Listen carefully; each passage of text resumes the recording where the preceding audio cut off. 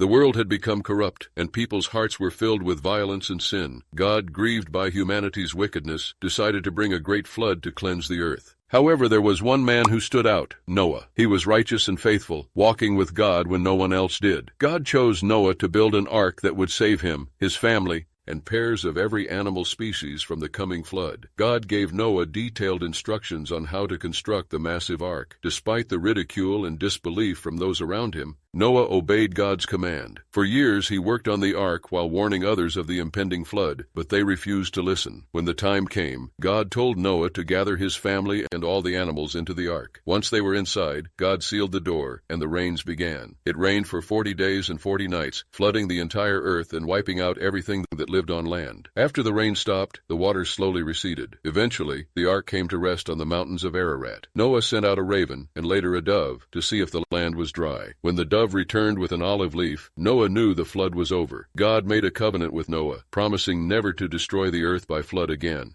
As a sign of this promise, he placed a rainbow in the sky, a symbol of his faithfulness and mercy.